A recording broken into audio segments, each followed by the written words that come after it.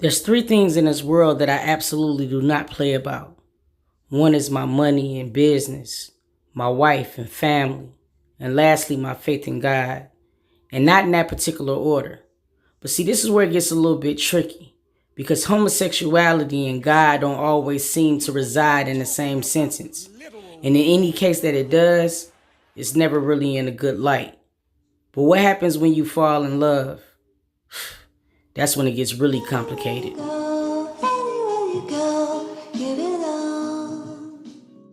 I could remember being so depressed and so miserable because I was like, I can't get married. You know what I'm saying? Because of all of the things that I've heard going to church and things like that. And I'm just like, I'm going to be miserable for the rest of my life. Because like, I couldn't imagine getting married and knowing some of the reluctance that I had because of the things that I've read, passages that I read, people that I talked to, you know what I'm saying, or whatever. I'm like, I'm not going to be able to be married. But then I also knew that I couldn't be with a man either. So it left me in limbo, and it had me depressed, dude. Like, I'm talking about, like, I could remember going on a whirlwind because at that point, I did not know what to do. And it's just like, it's weird because it's not like I don't know handsome dudes or that I never dated a man. It's just that they don't do it for me, man. It's like, and I always felt like, man, it would be so selfish of me to get in a relationship because of what everybody else think with a man and do him dirty, because I would never be able to love him to the capacity that a woman should love a man. You know what I'm saying? Like, seriously. And it's like, to me, I feel like that's not fair. It's like, all right, we're doing everything politically correct. I'm dating a dude, you know what I'm saying, or whatever. I'm married to a dude, but I don't love him. You know what I'm saying? I don't care about him. To me, that is just as dirty. You know what I'm saying? So it's just like, why would somebody even like want to do that? I know I wouldn't want to do that. You know what I'm saying? So it was just like a big moment of my life to where I didn't know if I was coming or going, honestly. You know what I'm saying? And it leaves you so depressed, so feeling empty, because here you are dying to just be you. You know what I'm saying? But it's like you get crucified for being you. Let alone, like, you know what I'm saying, I go to work every day, you know what I'm saying, I don't F with nobody, you know what I mean, I take care of my family or whatever. I'm doing everything that a man would do with his wife, but then I'm wrong, you know what I'm saying? So it has you like, it's one of those situations. And what's really aggravating is that, you know, people, straight people who don't agree with you know what I'm saying, homosexuality or whatever like that, the first thing they say is that, you know, you need to know God. Like, do you understand the torment that we already go through? The shit you telling us, man, we done been dead. We done been researched. We done been cried. We done been flipped out because we don't know where the hell to go. You know what I'm saying? It's terrible. Man, when we got married, I think it gave us every sign on not to get married. A little bit. Man, look, man, I was nervous as hell. Just a little hell. Like, the whole day was mayhem, shawty. Like, seriously. We didn't even have a car at the time. So we had to rent a car from, we was actually doing what's that sharing car thing? Oh, Zipcar. We was doing Zipcar, you know what I'm saying, or whatever. Got the car and everything like this. So now here it is. We're on the way to go get married. You know what I'm saying? Like, seriously. En route, y'all. En route. Already running late. Already running because of her. You know what I'm saying? Like, you guys seen the lives. Like, we could never get nowhere on time. You know what I'm saying? So we was running late or whatever. Get in the car to go to the courthouse, and the bitch broke down. Yeah, it did. I'm going to tell you why you're not delivered. And I'm going to tell you what's wrong with you. Walking around here looking like a sissy. I was raised as a Christian in a Christian household. So religion was something I was, you know, born and raised with. So I definitely had a hard time struggling with my sexuality and, you know, coming out and living my life as, you know, a lesbian or into women, dating women. That was really, really hard because my grandmother is like a really strong Christian. So she's not too fond of that type of lifestyle. So it was really, really hard for me, like, to figure out, like, is this the road I want to take? Like, what's going to happen? Like, when I die, like, am I going to go to heaven? Or, so it was a lot. Like, it was a lot of struggling. I read up a lot of information and researched a lot of things. And, at the end of the day, it was just something that I couldn't control, like a feeling that I felt that is me, is a part of me, a life that I needed to live. You know what I mean? Regardless of what people may think or, may say about, the lifestyle I chose to live. It's my life. So I figured, why not live my life the way that I want to live? Yes, I've had boyfriends, I've dated guys. It's just that they're just not my cup of tea. She was in the dress. She was on the phone. Y'all, Two was on the phone like an angry, like just mad. I can't even describe what I was saying to these people. I was like, oh my God. I could feel the heat. It was full of beats. If there was steam, like if you could picture steam. Facts. They over here trying to. I'm like, bitch, what you mean? You trying to?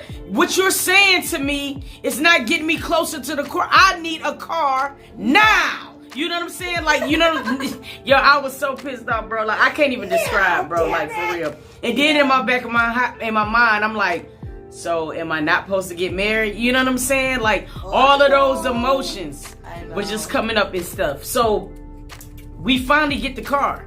You know what I'm saying? We are running late as hell. You know what I mean? So she has heels. So when we finally get near the courthouse, I gotta drop her off, go find parking, and then hurry up and get to the courthouse, bro. Mayhem. So I dropped her and her mom off, you know what I'm saying, or whatever. Went to go try to find parking. Parking was fucking ridiculous. You know what I'm saying? And then here you got my little ass running through the whole street of downtown.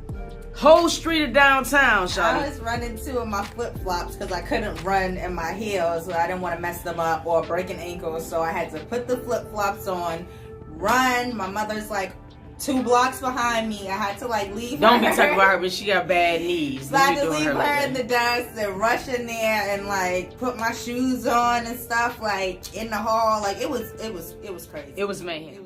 When my parents died, it was like a turning point in my life. My dad hit me like a ton of bricks. And me and my father, we will always speak, you know what I mean, about certain things when it came down to religion. And you know what I'm saying, we talked it through. That's one thing I can always say about my father, man. He was the best person in the world to talk to. You know what I mean? And when they died, it's like Shamika became something that I can't even describe. You know what I mean? These were moments of my life that I thought I would never be able to get through. Seriously. And what she was to me at that time, I can't even describe. And it had me very conflicted because I'm like, okay, why would God put this beautiful person in my life? You know what I'm saying? They helped me through these things that, you know what I'm saying? Like, I didn't even foresee myself making it through. You know what I'm saying? Like it became crazy, and then I became conflicted again.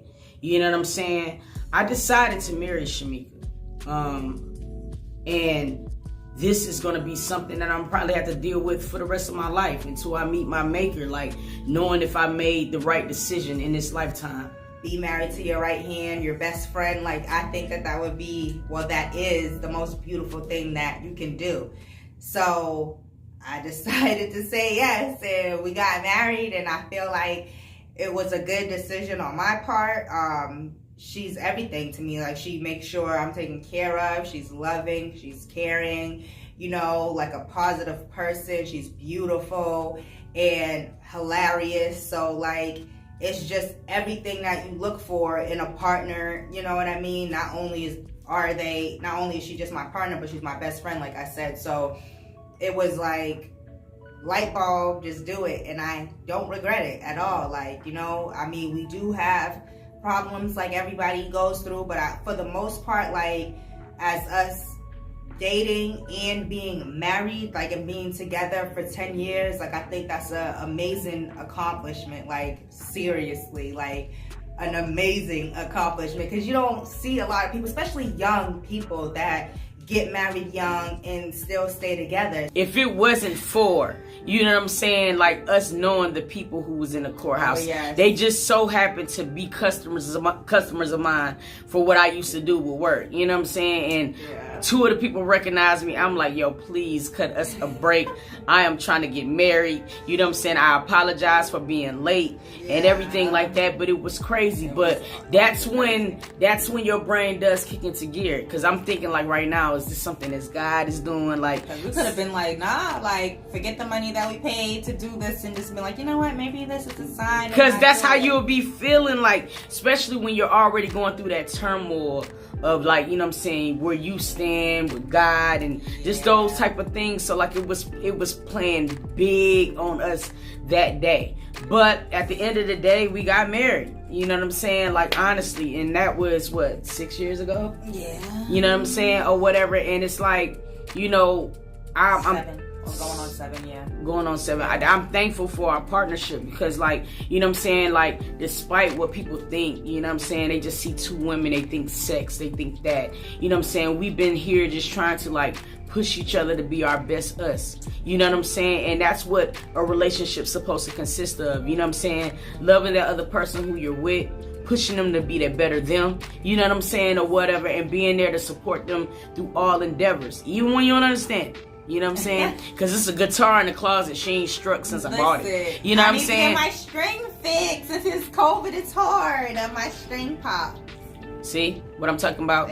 Same thing that any other relationship would go through. You know what I'm saying? You can't decide on nothing to eat, so you starve. You know what I'm saying? It's the same shit. Babe, with you, I starve. You know what I mean? I have to start asking you what we going to eat for lunch at 8 o'clock in the morning to know by noon. Seriously. See, this is the thing you know what I we mean? go through. Seriously. So it's just, it is what it is. But I'm very thankful for how everything transpired.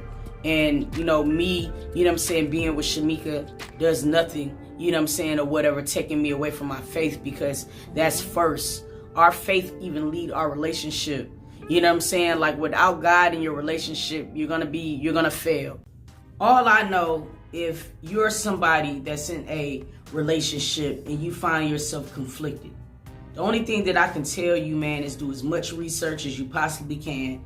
Pray about it. Pray so hard about it. You know what I'm saying? And do what you feel is best in your heart. That's all I can say. At the end of the day, like, I just feel like if you're struggling or you're confused or don't really know about your sexuality, just take the time and figure out who it is that you are. Because at the end of the day, it's your life. You have one life to live. It's not like you can get a redo or like a restart. You know what I mean? So just live your life and just live it cautiously, live it lovingly, live it caringly, and just be positive. Try to do right by each other. Try to help each other as much as you can. Because, man, at the end of the day, shawty, we all we got. Gay, black, straight, fat, whatever you want to do. You know what I'm saying? It's like, nigga, we got to be one together. And I just think that if we start looking at each other like human beings and not like what somebody do in their home, I think we'll be able to show a lot more love to one another, bro. Because that's what we need. 2020 was corny as hell. 2021, man, we got to bring the love back.